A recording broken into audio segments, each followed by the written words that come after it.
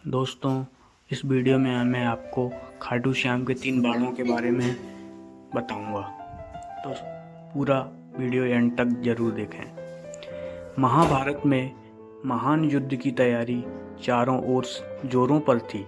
कुरुक्षेत्र की धरती पर पांडव और कौरव दोनों सेनाएं एकत्रित थीं।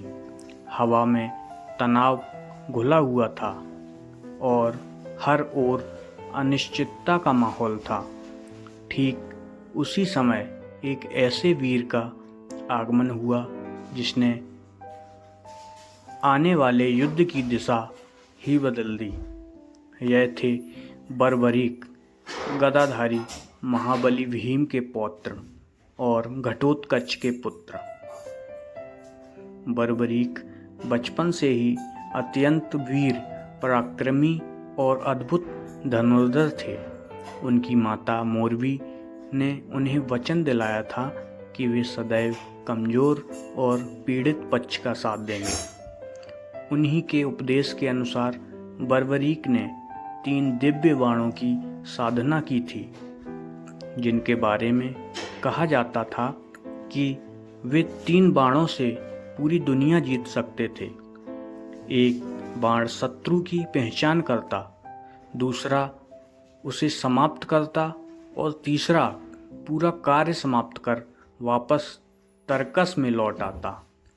जब उन्हें पता चला कि कुरुक्षेत्र में धर्म और अधर्म के बीच महायुद्ध होने वाला है, तो बर्बरीक कर्तव्यबोध से भर उठे।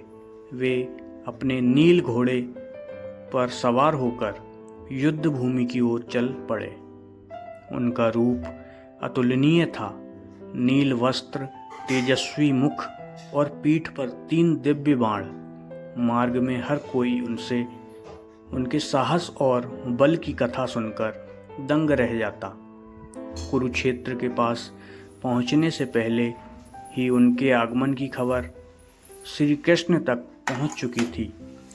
कृष्ण समझ गए कि इतना शक्तिशाली योद्धा यदि युद्ध में उतर पड़ा तो इसकी प्रतिज्ञा कमजोर पक्ष का साथ युद्ध का संतुलन पूरी तरह बिगाड़ देगी, क्योंकि जैसे ही किसी पक्ष पर हार की छाया पड़ती, बर्बरीक उस पीड़ित पक्ष की ओर से लड़ने लगते और इस तरह पूरी सेनाओं का पल भर में नाश हो सकता था। श्री कृष्ण ने साधारण ब्राह्मण का रूप धारण किया और बर्बरीक का मार्ग रोक लिया। उन्होंने पूछा, वीर, तुम कौन हो और किसके पक्ष से लड़ने जा रहे हो? बर्बरीक ने विनम्र भाव से उत्तर दिया, हे ब्राह्मण, मैं बर्बरीक हूँ, भीम का पौत्र। मैं युद्ध भूमि में जाता हूँ ताकि कमजोर पक्ष का साथ दे सकूँ।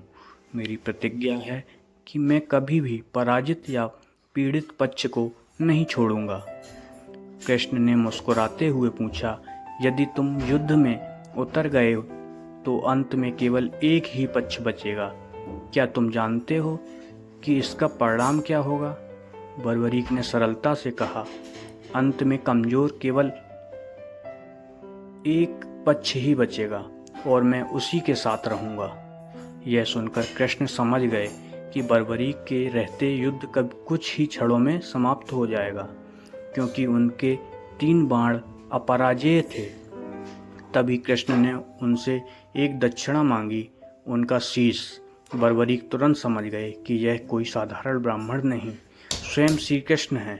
उन्होंने मुस्कुराकर अपना शीश समर्पित कर दिया और कहा, प्रभु, मेरा शीश युद्ध को देखना चाहता है।